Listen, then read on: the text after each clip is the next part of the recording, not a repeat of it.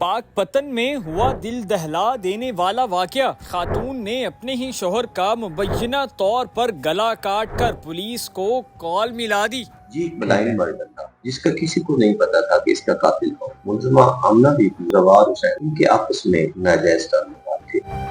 With in minutes वो trace करती है पुलिस वहाँ पर मौका पर ही। तो किस तरह ये पॉसिबल होता है, असल कहानी क्या है? 15 पे पुलिस को इंफॉर्मेशन मिलती है कि मोहम्मद रमजान को किसी ने छुरी के वार से कत्ल। Police SHO DSP SP investigation मौके पे पहुंचे तो एक बेडरूम में उसकी लाश पड़ी है जिसपे गले पे छुरी के वार किए। मैं भी पहुंचा हूँ वहां पे, तो जब देखा है तो बैग 3 चारपाइयां पड़ी, एक पे मकतूल सोया हुआ था, एक पे उसकी बीवी सोई हुई थी, एक पे बच्चे सोए। तो जब उसकी बीवी से ये क्वेश्चन किया गया कि ये अंदर कैसे उठ के गया है और आपने कोई शोर शराबा नहीं सुना, जब उस पे क्वेश्चन किया गया तो उसके हालात वाकयात मशहूर पाए। फिर क्योंकि फौरन फोरेंसिक की टीमों को कॉल कर दिया गया, फोरेंसिक की टीमों ने वहां से एविडेंस कलेक्ट की, डेड बॉडी को शिफ्ट हॉस्पिटल कर दिया गया पोस्टमार्टम के लिए, मुकदमा दर्ज किया गया। क्योंकि देखें जिस घर में लाश पड़ी हो उसका हस्बैंड का। जब आप सर मौका पे पहुंचते हैं तो उस वक्त घर में कितने अफराद थे और कॉल पुलिस को उसकी बीवी ही लगाती है 15 पे कॉल की थी?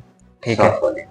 तो वहां से पुलिस को फिर थोड़ी सी इंफॉर्मेशन हमें और भी मिली, ठीक है, कि ये जो आमना बीबी है इसके ताल्लुकात जवार हुसैन के साथ है और जो मकतूल है वो इसको अक्सर मना है। आमना बीबी को और जवार को हमने हिरासत में लिया और उनसे इन्वेस्टिगेशन की तो वो विदिन नो टाइम मान लिया। ठीक है। अच्छा ये सर कत्ल इसलिए किया गया कि उसने अपने आशना के साथ मिलके ये काम किया।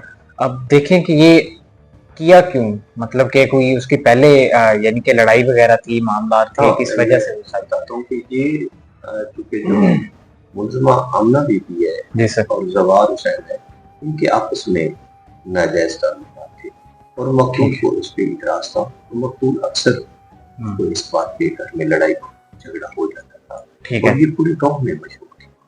ठीक है। अच्छा ये सर कितने बजे कत्ल होता है रात को और पुलिस कितनी देर बाद वहाँ पे पहुंच जाती है? पुलिस को 10 बजे मिलती है लेकिन नो टाइम पुलिस पहुंची। ठीक है, 10 बजे रात को मिलती है। अच्छा उसमें अंदर कौन कौन शामिल था? उसके जो कातिल था, उसका जो आशना था सर, उसने ही कत्ल किया या उसकी बीवी ने किया? दोनों मिलके किया। सर किस चीज से किया गया, क्या चीज? छुरी से, और छुरी बरामद हो गई। ठीक है। गला काट दिया था, किस तरह आपने जाना? ठीक है।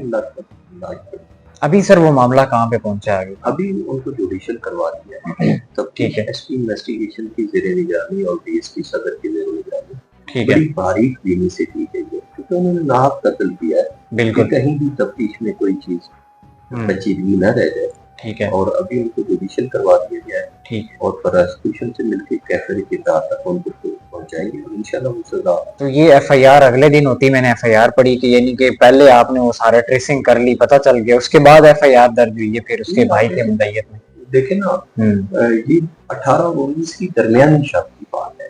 ठीक है। तो FIR में कोई डिले नहीं। ठीक है। अच्छा सर अब मुझे ये बताइएगा कि जब एक कत्ल हो जाता है और पुलिस को वहां पे मौका पे पहुंच पे वो मुलजिम को गिरफ्तार कर लेती है, सारी चीजें पता चल जाता है, अब इसमें मौका पे पहुंच के ये कर लेते हैं, तो इसमें सर ये क्या, इसमें दफात कौन सी लगती हैं और FIR की वहां पे जरूरत होती है या नहीं होती है, क्या ये इससे? अब देखें कत्ल किसी को कर रहे हैं, बिल्कुल, वो तो 302 ही होता है। ठीक है। पाकिस्तान की 302 होता है। ठीक है। अच्छा सर ये बड़ी वो अदम बर्दाश्त हो गया, गुस्सा और ये सारी चीजें, खासकर जो बैकवर्ड इलाके हैं, उकाड़ा है, पाकपतन है, जो गांव है वहाँ पे इस तरह के बड़े कत्ल हो रहे हैं और इस तरह की यानी कि एक खातून आशना के साथ बड़े केसेस आ रहे हैं, खासकर पाकपतन के अंदर भी। तो इन केसेस को रोकने के लिए आप लोग क्या काम कर रहे हैं, इसको किस तरह कंट्रोल किया जा सकता है? आप देखिए बदामी साहब, आप पिछले साल का डेटा उठा के देखें तो जो हीनियस क्राइम है जी वो 50% से भी कम। ठीक है। नो क्राइम तो किसी सूरत में नहीं हो सकता। बिल्कुल। पुलिस का काम है कि फौरन पहुंचना, ठीक है, एविडेंस कलेक्ट करनी और मुलजमान को गिरफ्तार करना और तफ्तीश बिल्कुल ठीक करना। ठीक है। बिल्कुल। ट्रेस करना मुलजमान को। ये एक ब्लाइंड मर्डर था जिसका किसी को नहीं पता था कि इसका कातिल कौन। तो within no time Pakpattan police, जिसमें DSP सदर, SP इन्वेस्टिगेशन, SHO, इन्होंने बड़ा काम किया और मैं भी मौके पर था, तो 3-4 मिनट में ही हमने ट्रेस कर लिया ठीक है। कि इसका कातिल कौन है।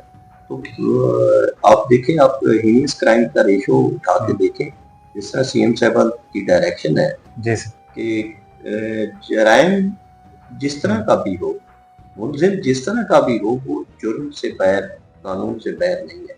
कानून बिल्कुल। सबके लिए बराबर है। सबके लिए। और आप हीनियस क्राइम का डेटा उठा के देखें तो डिस्ट्रिक्ट पाकपतन में 50% से भी नीचे क्राइम आ गया है। बिल्कुल। तो क्या कहना चाहेंगे पाकिस्तानी अवाम को, और ये इस तरह के जो यानी कि अदम बर्दाश्त की वजह से बंदा कोई बात हुई थी और वो जनाब कत्ल तक बात पहुंच जाती है, किस तरह हमें कंट्रोल करना चाहिए एज अ पुलिस ऑफिसर, आप क्या कहना चाहेंगे? अब देखिए, इसके लिए ना हमने काउंसलिंग सेशन भी स्टार्ट किए हुए हैं और मुआज़िज़ीन इलाके को लेके उनके जो गाँव में होते हैं उनकी काउंसलिंग करते हैं। ठीक है। स्कूलों में जाके अब देखें, मंशियात जो है ये बहुत बड़ी लानत है, और ये आइस और कोक के एडिक्टेड लोग होते हैं तो बहुत सारे कत्ल कर देते हैं। तो स्कूल में भी जाके हम अवेयरनेस कैंपेन स्कूलों में भी जाके करते हैं, हॉस्पिटल में भी जाके करते हैं, और थाने में बकायदा काउंसलिंग सेशन होता है दोनों पार्टियों का। और आपने देखा है कि पाकपतन में ये लोग जो है, अब आपने मेला भी देखा है, बिल्कुल इस तरह ही है। सिंगल भी इंसिडेंट नहीं हुआ। और ये जो अभी सैलाब गुजरा है, किसी किस्म का पैनिक आपने देखा है पाकपतन? नहीं, पाकपतन में पैनिक नहीं। और मुझे बड़ी खुशी हो रही है ये आपसे शेयर करते हुए कि सिंगल एक 15 की कॉल नहीं हुई फ्लडेड एरिया, इफेक्टेड एरिया में किसी किस्म की चोरी या डकैती की कॉल नहीं। अटेम्प्ट तो दूर की बात है, पाकपतन पुलिस ने कश्तियों पे भी लोगों की जान और माल की हिफाजत के लिए रात को भी पेट्रोलिंग की। और आप विटनेस भी हैं, एक रात आप आए थे, मैं साथ में, मैंने ये सारी चीजें बिल्कुल देखी और वेल एप्रिशिएटेड ये काम है।